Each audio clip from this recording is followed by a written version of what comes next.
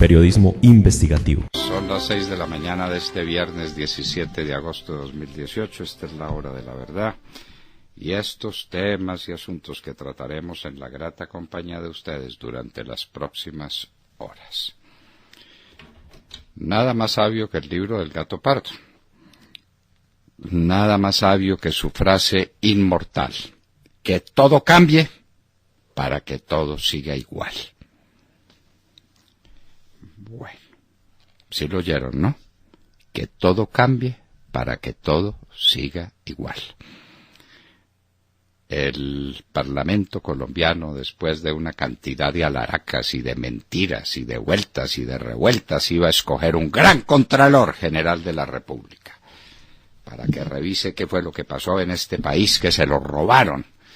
Le aumentaron al doble el endeudamiento que venía desde Simón Bolívar hasta Álvaro Uribe. Se le robaron una bonanza petrolera entera. Lo dejaron en la calle. Pero nada pasó. Porque para vigilar todo eso, para mirar todo ese desastre, teníamos a un tartufo ignorante, incompetente y comprometido con toda esta clase que se robó el país. Y ahora nombramos un contralor y es lo mismo. Es lo mismo. El señor Córdoba es exactamente la Mesa de Unidad Nacional en toda su más horrenda expresión. Entonces, ese contralor es el que nos va a decir a los colombianos cómo fue que se nos robaron el país. Señores, perdimos la batalla. Perdimos la batalla, perdimos la ilusión. Perdimos la madrugada ese día en que con tanta ilusión fuimos a nombrar un presidente que no se comprometió con el nombramiento del Contralor. Cualquiera le servía, todos eran muy distinguidos, y nombramos a un Contralor comprometido hasta los tétanos, diría Juan Manuel Santos, con la Mesa de Unidad Nacional, de manera que todo cambie para que todo siga igual. Oiremos muy temprano en la mañana a la doctora Sandra Morelli, quien nos dirá exactamente quién es Carlos Felipe Córdoba, el candidato de la mesa para hacerle contraloría a la mesa que se robó el país. Dará quién es ese sujeto. El cuento del bus. Estábamos pidiendo que alguien nos contara ese cuento bien contado. Parece que la cosa es con marihuana y con cocaína. Ahora no entendemos bien por qué la cocaína se la están llevando para Quito en bus. No entendemos si es que van a montar también una olla del microtráfico en Quito. Era lo que les faltaba a nuestros hermanos ecuatorianos. A lo mejor. El plan económico de Maduro. Vanessa nos contará cómo es la historia de la economía venezolana que llega a un nuevo punto de arranque el próximo lunes. Es decir, este lunes, cuando nosotros estemos celebrando la fiesta de la Asunción de la Virgen, porque pues así somos los colombianos, cuando estemos celebrando, los venezolanos empezarán una nueva y distinta jornada económica. Por si las moscas, ayer todo el mundo salió a la calle a ver qué había para comprar y para comprárselo todo con los bolívares que tenían, si les alcanzaba. A esos bolívares es a los que les van a quitar 5 ceros y parece que no hay billetes de las nuevas denominaciones y que no hay nada y que nadie sabe qué es lo que va a pasar, y le van a poner impuesto a la gasolina, pero no le van a poner impuesto a la gasolina. Uno, viendo a Maduro, dice, pero ¿por qué no se quedaría haciendo lo que sabe hacer bien hecho, que es manejar un bus? Lo meten a trancazos. A ser presidente de un país, pues lo arruina. Tenía que ser así. ¿Quién obligó al viceministro a retractarse? El viceministro del Interior había dicho que el señor Petro era un asesino y que era un delincuente, y alguien lo obligó a que se retractara. Y uno se pregunta, ¿quién lo obligó? Porque ahora están diciendo que fue espontáneamente, que fue por su cuenta y riesgo que él salió a retractarse de las acusaciones que hizo contra Petro. Eso también está prohibido dentro del Nuevo Mundo. porque que todo cambie para que todo siga igual. Una señora distinguidísima, gran amiga de Duque, iba para la Unidad Nacional de Protección, pero ella había trinado diciendo que los de las FARC eran unos bandidos. Eso no es de recibo. ¿Quién dijo que los de las FARC son bandidos? Ayer, a propósito, la Corte Constitucional les dio otra bendición, porque la Corte Constitucional tiene ese tamaño moral. Esa es su condición.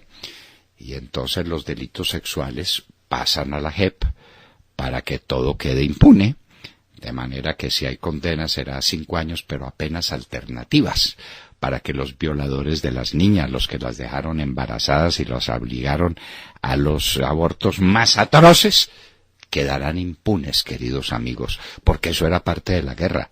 ¿O ustedes conciben una guerra sin violar a las niñas y sin obligarlas a abortar? No, eso es parte de la guerra. ¿Quién lo dice? La Corte Constitucional de Colombia. La Corte que en otro tiempo se hizo matar para enfrentar a la mafia. Esa misma Corte es igual o peor que las FARC. De manera pues que ya tienen ustedes la esperanza que nos acompaña. Demar Córdoba nos hablará de esa sentencia de la Corte Constitucional, que por supuesto está convenida pero no existe, porque los de la Corte son unos prevaricadores contumaces y le hacen creer a uno que tienen una sentencia que no han redactado y que no han firmado. Pero así es la Corte Constitucional y a eso nos acostumbró hace mucho tiempo. Cuando los ascensores se caen, algunos familiares de las víctimas están diciendo, pero esto cómo es posible, ese ascensor estaba fallando. Sí, pero los ascensores fallan y normalmente no siguen subiendo, se quedan atrancados, hay que sacar a la gente con alguna maniobra del cuerpo de bomberos, pero caerse, lo que se llama caerse, les invito a ustedes a que repasen las crónicas en Colombia y en el mundo. Los ascensores no se caen, por lo menos no suelen caerse. En en Cartagena se reunió la ANDI, claro, la de Bruce McMaster, el consejero de Santos durante la peor parte de su gobierno, y se reunió con los empresarios que no se distinguieron por el valor en hacerle oposición a ese gobierno. No, realmente los empresarios no fueron los más valerosos. Y entonces se reunieron con ellos y el ministro Carrasquilla les dio un discurso muy consolador. Van a pagar menos impuestos, la plata de los impuestos la va a pagar la clase media, pues está tan boyante en Colombia, le va tan bien. El que se gana 2 millones de pesos, ¿cómo es posible que no contribuya siquiera con un salario al año para ayudar al desastre económico que no existe? No existe, el problema del endeudamiento es manejable, todo se puede ver con otra óptica distinta, ahí se van a hacer unos recortes en el presupuesto, probablemente el país se quede sin plata para ciencia y tecnología, la economía naranja bien puede esperar, los deportes pueden esperar, que la gente que quiere jugar alguna cosa salga a la calle, juegue pelota en la calle. Bueno. Entonces no pasó mayor cosa en Barranquilla, los empresarios salieron muy contentos, salieron muy felices, nadie les va a pedir cuentas por lo que pasó y nadie va a proponer ninguna cosa de fondo que los toque. Y como además se va a nombrar un contralor del equipo, entonces aquí nadie se robó al país, no pasó absolutamente nada. La reunión Uribe-Pastrana-Gaviria era el eje de un gobierno distinto, de un gobierno diferente, pues hacerlo con Gaviria, que fue el defensor desde el Partido Liberal de la mayor parte de las cosas que hizo Juan Manuel Santos, pues uno decía, ¿esto para dónde va? Pero entonces intervino Germán Vargas Lleras, que fue el vicepresidente todo el tiempo del señor Santos, y entonces garantizaron que las cosas siguieran igual y se ocuparon de lo único interesante que es el nombramiento de un contralor. Y convinieron que sea un contralor alcahueta que encubra lo que pasó en Colombia. Y fue que a Colombia se la robaron. Pero, queridos oyentes, no se preocupen, que nunca sabremos quién ni en cuánto. Simplemente alisten el bolsillo para seguir pagando. El que tiene la casita que la vaya vendiendo, no sé decirle a quién, porque nadie se la va a querer comprar, pero no se preocupen que en Colombia no pasó nada. Los mismos de la mesa son los mismos que están ahora en plan de repartirse el gobierno. Entonces, en eso estamos. ¿Quién hizo matar a Rodrigo Lara? Ahora se les ocurrió pensar en aquella cosa, recordamos aquella noche negra atroz, cuando fue asesinado Rodrigo Lara en las calles de Bogotá. El presidente Betancur lo había dejado abandonado, ni siquiera andaba en un carro blindado el pobre Rodrigo Lara, lo asesinaron a quemarropa, y entonces pues todos sabemos que fue la mafia a la que se enfrentó valerosamente, uno de los primeros mártires colombianos en la lucha contra la mafia, pero ahora están descubriendo que pudo ser el señor Santofimio y el señor Ortega, amigos de Pablo Escobar, quien fue desde luego el asesino de Rodrigo Lara. Cargos de la Procuraduría a las impolutas Álvarez y Parodi. Pero no se preocupen, señoras Álvarez y Parodi, no les va a pasar nada. Estén tranquilas. Protestas por Transmilenio. El servicio de Transmilenio en Bogotá, el servicio que montó el señor Peñalosa en otra administración, y esta era pues la continuidad de semejante maravilla, es sencillamente infrahumano. Infrahumano. Uno ve a veces gente que tiene que trasladarse con un niñito y dice, pero por Dios, van a matar esas criaturas. Ni hablar pues de una mujer embarazada, ni hablar de un anciano. Eso es el horror, el horror. Pero no se preocupen porque vienen 5 articulados más para la ciudad de Bogotá. ¿Qué arreglará eso? Nada, pero no se preocupen. La Santa Sede apenada y triste por lo ocurrido con los niños en Pensilvania. Una catástrofe moral. Eso es más parecido a lo que dijeron. No se les olvide que el que escandalice a un niño, más le valiera que le amarraran una piedra de molino al cuello y lo tiraran al fondo del mar. Lo dijo Jesús. Bueno, pues eso sería lo que habría que hacer con todos los curas de Pensilvania y con todos los curas que en el mundo, ¿cómo les parece?, les dio por este deporte, por la pederastia. Eso es absolutamente incomprensible, inaudito, inaceptable. Es la peor crisis en la Iglesia Católica desde Martín Lutero. Hay terrorismo telefónico en Chile contra aviones de LATAM Sky. Se han anunciado bombas en muchos vuelos que han tenido que aterrizar a un gran costo, con una gran alarma para los pasajeros, pero no ha pasado nada, por fortuna. A los Estados Unidos llegó una víctima del terrorismo en Irak. Ahora Irak lo está pidiendo porque no hay tal víctima, sino que era un terrorista de ISIS. ¿Qué iba a hacer en los Estados Unidos? Quito exigirá pasaporte a venezolanos y uno dice, bueno, ¿y entonces qué hacen esos venezolanos? ¿No se pueden quedar en Colombia? Porque aquí la crisis económica es pavorosa y no hay empleo para nadie. Pero tampoco pueden seguir para Quito. ¿Qué vamos a hacer con ellos? Un mundo de los amigos de quienes acabaron con Venezuela. No se les olvide que ese era nuestro nuevo mejor amigo. Santos después dijo que no, que era una dictadura, y Petro también, pero si ellos fueron los autores de este esperpento. Y ahora, el venezolano que va a llegar al Ecuador le dice, no, si no tiene pasaporte devuélvase. Si no tengo pasaporte, porque no expiden pasaporte, porque no hay a quien pedirle un pasaporte. Soy un refugiado. Ah, no, si no tiene pasaporte, no entra al Ecuador. ¿Y ahora qué se sigue? 500 incendios forestales en la Columbia Británica, en el Canadá.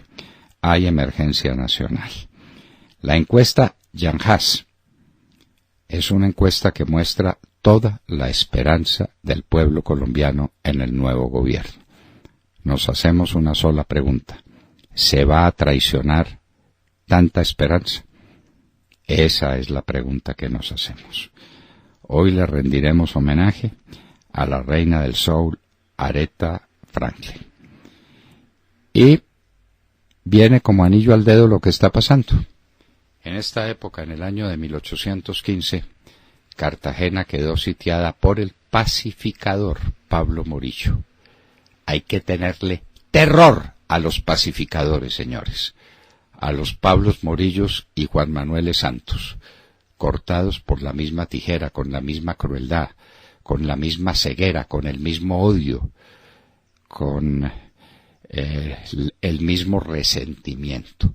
Pablo Morillo, cerca por todas partes, por tierra y por mar, la muy noble y leal ciudad de Cartagena en el año de 1815. De todo esto y de mucho más hablaremos con ustedes en las próximas horas, en la hora de la verdad. Y los invitamos a seguirnos a través de nuestra señal de audio en alta calidad en TuneIn, en donde nos encuentran como La Hora de la Verdad. Igualmente los invitamos a sintonizarnos en los diales 710 AM en Medellín, 1200 AM en Cali y 970 AM en Bogotá. Y recuerden que estamos presentes en nuestra cuenta de Twitter, @Hora de la Verdad, a través de la cual pueden seguir el minuto a minuto de nuestras emisiones. Los invitamos también a seguir nuestra transmisión a través de Facebook Live con nuestra señal en vivo. Recuerden, todo nuestro contenido también está disponible en nuestro canal en YouTube. Y también pueden escucharnos en vivo y diferido a través de nuestra página web y dejarnos todos sus comentarios a través de nuestro chat en esta dirección: www.lahoradelaverdad.com.co. Son las 6 de la mañana, 19 minutos. Comenzamos ya. Bienvenidos. Saludemos esta mañana a Sergio Gel. Doctor Londoño, muy buenos días para usted, para todos nuestros oyentes. Hoy hablamos de la presentación del ministro Carrasquilla ante la Asamblea de la ANDI, reunida en Cartagena. En su primer encuentro con los empresarios del país, el ministro de Hacienda, Alberto Carrasquilla, pues realizó un balance de la economía colombiana, proyectó los retos hacia el futuro y aseguró que la regla fiscal es un inamovible dentro del plan de reactivación económica del gobierno Duque. Si bien el ministro no se refirió pues al mal estado de la deuda pública, sí recordó que mientras el marco fiscal de mediano plazo del año 2012 proyectaba una tasa de crecimiento de largo plazo del 4,8%, el del año 2018 la ubicó en el 3,5%. Dijo que esa caída del 1,3% es muy significativa y pues calculó las pérdidas del país por ese ajuste entre 300 billones y 540 billones de pesos. Dijo que si suponemos que el recaudo tributario se mantuviera más o menos en los niveles que está ahora, del 14% del PIB, eso fiscalmente significa una pérdida de entre 41 billones y 75 billones de pesos. Además de estas advertencias, el ministro ya deja entrever para dónde va el país en materia de impuestos. Carrasquilla advirtió que en Colombia somos muy distintos al resto del mundo en el frente de la tributación de renta. Dijo el ministro que los colombianos obtenemos los recursos del impuesto de renta en un 85% de las arcas de las empresas y en un 15% de las personas naturales, mientras que en el resto del mundo la proporción es mucho más equilibrada y en los países más avanzados la proporción es precisamente contraria. El 85% de los recursos lo aportan las personas naturales y el 15% las empresas. Eso en cuanto a los impuestos, y deja entrever hacia dónde vamos. En materia presupuestaria, el ministro, no podemos olvidar que el gobierno Santos radicó un presupuesto para el año entrante que, entre otras cosas, incluye recortes en sectores como el agro, que sufre un recorte del 10%, y en minas y energía, que sufre un recorte de más del 35%. Y esto sin hablar de otras ramas como ciencia, innovación y tecnología, que pasaría de tener 339.000 millones de pesos a 227.000 millones de pesos. Y el deporte, que pasa de 551.000 millones de pesos a 320.000 millones de pesos. Pero de estos recortes el ministro Carrasquilla aún no se pronuncia. Muchos se preguntan a qué obedecen esos silencios de ayer de Carrasquilla. ¿Por qué no se refirió de manera enérgica a la deuda pública? ¿Y por qué no se refirió a la proyección presupuestal? Además porque, entre otras cosas, aquí hay ejes muy importantes para la economía naranja. El tema de ciencia, innovación y tecnología, sin lugar a dudas, es uno de ellos. Pues bien, aquí seguiremos muy pendientes desde la hora de la verdad de las propuestas del nuevo ministro y de cómo manejará la catástrofe económica que hereda del ministro Cárdenas, que a propósito nos preguntamos en qué andará. El ministro Cárdenas, feliz de la vida, quién sabe dónde andará. El señor Santos se fugó del país y nadie responde por nada. Nadie. Migración Colombia no ha dicho una sola palabra, porque el señor de Migración Colombia fue ratificado por el presidente Duque. Es para que todo cambie, pero todo siga igual, ¿ve? Sergio. De manera que a los empresarios no había que contarles mucho a qué contribuyeron de manera singular, porque ellos contribuyeron a todo este gobierno de Santos y a todo este desastre, comandados por Brooks McMaster, que era el consejero de cabecera de Juan Manuel Santos. Entonces les rebajan los impuestos y por ese lado quedan felices. ¿Para que pague quién? La clase media que está tan rica, Sergio, ¿no ve? El que gana 2 millones y 3 millones y 4 millones de pesos, ¿cómo es que no contribuye más? ¿O cómo no contribuye? Claro, más, porque con el impuesto a las ventas y con el predial y con toda la carga tributaria está contribuyendo, aunque no pague impuesto a la renta. Pero entonces ahora que pague también impuesto a la renta. No hay derecho que una persona que se gana 4 millones de pesos mensuales no contribuya con un esfuerzo muy importante a arreglarle el problema al ministro Carrasquilla. Esto está siendo grave. Esto está siendo grave. Yo no sé la paciencia de los colombianos hasta dónde esté y la esperanza que los colombianos han tenido en este cambio de régimen. ¿Usted vio la encuesta Jan Haas? Sí, señor. Bueno, la encuesta Jan Haas es una encuesta llena de esperanza. Llena, por todas partes. Esperanza. Cuando la gente entienda que todo va a cambiar para que todo se quede igual, quién sabe cuánta esperanza le quede. Tenemos que, y lamentablemente, pues el presidente de la República ha estado tan ocupado, montando en lancha en Puerto Carreño, pues a esos desgraciados había que atenderlos, y visitando Mocoa, y yendo a saludar a su compañero de generación al Paraguay, que no tiene tiempo de decirnos una palabrita, como no la dijo, por ejemplo, a propósito de la elección de Contralor General de la República. Ha estado muy ocupado en otras cosas, y no se volvió a hablar. Mire usted que ya nos olvidamos del tema de los secuestrados por el ELN. Sí, es uno de los temas fundamentales. Ni una palabra. Pero tranquilos que ya no hay despeje. ¿Cómo es que se llama la figura ahora? Zonas habilitadas, me parece que era zonas el habilitadas. término que se acuñó.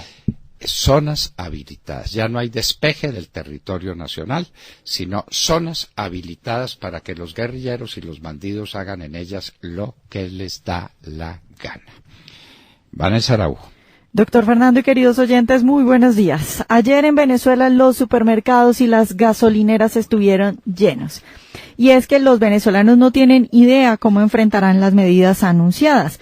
¿Cómo se realizará el cambio en el cono monetario? ¿Cómo enfrentarán la medida de quitarle 5 ceros al bolívar, que según Maduro combatirá la inflación? ¿Y cómo será el pago de la gasolina, que se supone que pronto, no se sabe aún la fecha, será pagada a precios internacionales por quienes no tengan el carnet de la patria y no participen en el censo que acaba hoy?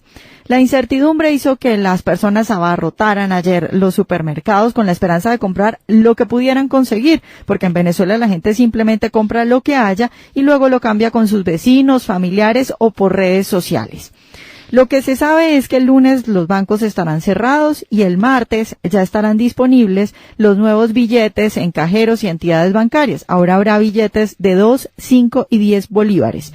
Dicen los chavistas y los voceros de los bancos que ya tienen listo el efectivo necesario para satisfacer la demanda. En este momento en Venezuela es muy difícil conseguir efectivo. Los cajeros no alcanzan a dar todos los billetes que la gente necesita para comprar cualquier cosa. Han recomendado que hoy viernes se solicite un estado de cuenta digital para que tengan presente cuánto tendrán en sus cuentas el martes. Esto es todo lo que saben los venezolanos. Nadie sabe qué va a pasar, por ejemplo, con los billetes actuales, porque según el tirano, por un tiempo cohabitarán con los billetes nuevos.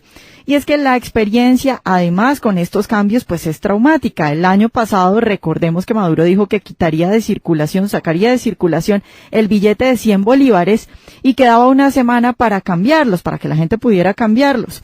Mucha gente no alcanzó a hacerlo y como Maduro dijo que ya no servían, los botaron y los quemaron, pero resultó que al final sí se siguió utilizando este billete. En medio de la pobreza, muchos perdieron esa vez lo poco que tenían en billetes de 100 bolívares. Entonces, hoy los venezolanos no saben qué hacer, no saben cómo se hará el cambio, no saben ni cómo van a pagar. Por ejemplo, si un litro de gasolina vale 1 bolívar, ¿cómo se va a pagar ahora que se quite los 5 ceros? Lo único que todos entienden es que esta medida no servirá para nada.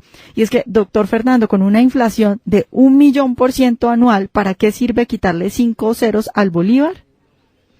Pues si a 1.000.000 usted le quita 5 ceros, le queda 1. De modo que la inflación va a ser del 1%. Es un chiste, ¿no? Por supuesto. Pero seguramente eso le han contado a los venezolanos. Le quitamos 5 ceros y la inflación del 1.000.000% anual queda en el 1% anual. Sí. Eso, pues es que lo que dije por ahí, ¿por qué sacaron a Maduro de lo que hacía tan bien? Que era manejar bus. Lo sacaron de ahí y lo pusieron a manejar un país y mire usted pues en las que andamos. De Mar Córdoba. Doctor Fernando, compañeros de la mesa, oyentes de la Hora de la Verdad, muy buenos días. En medio de la esperanza por un país mejor y diferente llegan noticias que son simplemente una vergüenza, pues aún en estos días desde la Corte Constitucional salen comunicados de futuras sentencias para promover la impunidad de los guerrilleros de las FARC. Me refiero hoy, doctor Fernando, a la decisión que tomó la Corte Constitucional sobre la ley estatutaria de la Justicia Especial para la Paz, de la que conocemos hoy a través de un comunicado de prensa que genera enormes preocupaciones. Estos son los asuntos que diré sin orden de importancia porque todo lo que vamos a decir lo decidió la Corte y es demasiado grave. Según explicó el magistrado ponente Antonio José Lizarazo, se mantuvo la facultad de la JEP para revisar si el delito cometido por una persona sometida a esa jurisdicción se cometió antes o después de la firma del famoso Acuerdo de La Habana. Pero además, como si fuera poca cosa, le da facultades a la Justicia Especial para la Paz para que practique pruebas de ser necesario. Primero eso. Segundo, en el tema de los delitos sexuales cometidos por terroristas de las FARC, por ejemplo, el asunto que se tramitó en el Congreso de la República, recuerda usted, aquí fue ampliamente difundido y quedó claro que esos delitos sexuales contra los niños debían pasar a la justicia ordinaria de manera inmediata y no quedarse en la JEP para poderle dar garantías judiciales y mejor rebaja de penas a los señores guerrilleros de las FARC. Pues el magistrado Lizarazo explicó que ese cambio en la ley no era adecuado y señaló que el Congreso de la República no tenía competencia para establecer sanciones distintas a las ya establecidas en la norma que creó el sistema de verdad, justicia y reparación y no repetición. Dicho en otros términos, quienes hayan cometido delitos sexuales deberán ir a la Justicia Especial para la Paz. La ley estatutaria proponía también unas inhabilidades que recaían sobre los futuros magistrados que llegaran a la JEP, pero la Corte Constitucional también las tumbó. El asunto, en el Congreso señalaba que no podían llegar a ese cargo quienes en los 5 años anteriores participaron en casos en contra del Estado por reclamaciones de derechos humanos, derecho internacional humanitario o derecho penal internacional 5 años antes. Porque había de suyo personas que aspiraban a la Corte y que quedaron como magistrados que en su momento sirvieron para grupos de abogados o como defensa de algunos subversivos en su momento ante el Estado colombiano. Pues la Corte dijo que esas inhabilidades son inconstitucionales porque se establecieron después de que los 31 magistrados ya habían sido elegidos. Y como si no fuera ya todo esto demasiado grave para la búsqueda de la verdadera justicia, se declaró ajustado a la Constitución, óigase bien, la prohibición de extraditar a los exintegrantes de las FARC que se acojan a la JEP, priorizando así los derechos de las víctimas en Colombia. Definitivamente esto va de mal en peor, doctor Fernando. Ahora tenemos que esperar 4 o 6 meses para conocer esta sentencia de la Corte Constitucional. Claro. Ellos avisan y después sacan la sentencia y la redactan según el ritmo de los tiempos y redactan lo que les da la gana. Esos magistrados de la Corte Constitucional, pero de Mar, ¿para qué los eligieron? A ver, ¿qué dijeron cuando los estaban eligiendo en el Congreso? Que asumían ¿cuál compromiso? De hacer cumplir estrictamente los acuerdos con las FARC que son sacrosantos. Es que imagínese pues, un acuerdo con unos asesinos, pues es sacrosanto. Eso, qué decir tiene. De manera que la Corte Constitucional obró a su nivel. Entonces cumplió con su promesa, sí señor. Claro, en las audiencias, claro, una de las preguntas que hacían algunos congresistas de la Unidad Nacional, amigos del proceso con las FARC, era esa: ¿usted va a cumplir con lo que dice el acuerdo de La Habana? Claro, vamos a cumplir, vamos a ayudar a restablecer la paz de Colombia. Ahí está el ejercicio. Bueno, entonces ahí está el ejercicio y aquí no ha pasado nada. La Corte Constitucional está a ese nivel, de manera que las niñas de la Corporación Rosa Blanca que se olviden, a los que las violaron, a los que las dejaron embarazadas a la fuerza y después los que las hicieron abortar en condiciones que ellas mismas han contado y que uno dice, Dios mío, ¿esto cómo puede suceder en la humanidad? No se preocupen. La Corte Constitucional dice que hay que ponerles penas alternativas muy suaves, es decir, dejarlos en la impunidad total, porque esos magistrados de la Corte Constitucional tienen ese nivel moral, porque ese es el nivel moral de ellos.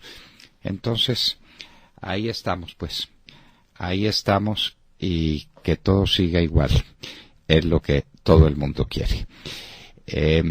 Pues todo el mundo no, los que están patrocinando estas cosas. Lo que ellos quieren, sí. Lo que ellos quieren, y entonces dueños del paseo, y entonces los magistrados de la Corte Constitucional, de la JEP, de la Justicia Especial para la Paz, son los que se han dedicado a demandar a Colombia en la Corte Interamericana de Derechos Humanos y a conseguir sentencias contra Colombia, como son esos magistrados de la JEP.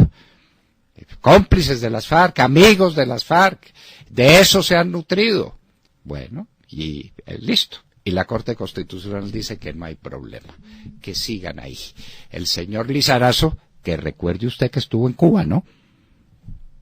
Lizarazo. Sí. Estuvo en Cuba. Mire a ver si no fue parte de las negociaciones con los bandidos en Cuba en algún momento Lizarazo. Puede ser que me equivoque, pero creo que no. Creo recordarlo bien. Y el señor Linares es el que juega póker con Juan Manuel Santos, y la señora Fajardo fue la que se comprometió bajo la gravedad del juramento a hacer cumplir los acuerdos con las FARC, y para eso iba a la Corte Constitucional en un prejuicio evidente que la obligaría, si tuviera un resto de decencia esa señora, a declararse impedido en todo lo que tenga que ver con los acuerdos con las FARC. Pero aquí la decencia se acabó hace mucho tiempo. Sí, tiene razón usted, doctor Fernando. El abogado cucuteño asesoró y acompañó en La Habana a la oficina del Alto Comisionado para la Paz en el proceso de negociación con las FARC. Lo dice la revista Semana en una publicación del 14 de diciembre del 2016. Antonio José Lizarazo, nuevo magistrado de la Corte Constitucional, es el título de esa publicación. Por eso es como si nombraran en la Corte Constitucional a Humberto de la Calle. Pues espere a ver cuál es el sentido de esas sentencias que va a dictar. Lizarazo es igual, y la señora Fajardo es igual, y el señor Linares es igual, y siga por ahí. Y hacen mayoría, y entonces los demás se pliegan, porque aquí el carácter se acabó hace mucho tiempo en Colombia. Y no hay un solo salvamento de voto, porque el carácter no existe. Y personas que se reputan conservadoras y se reputan de otro talante y con otras ideas, se callan la boquita muertos de miedo. Porque el miedo también, los colombianos no se mueren de envidia, como decía Cochise Rodríguez, no, se mueren es de miedo. Sí, señor, de miedo. Tata Castro.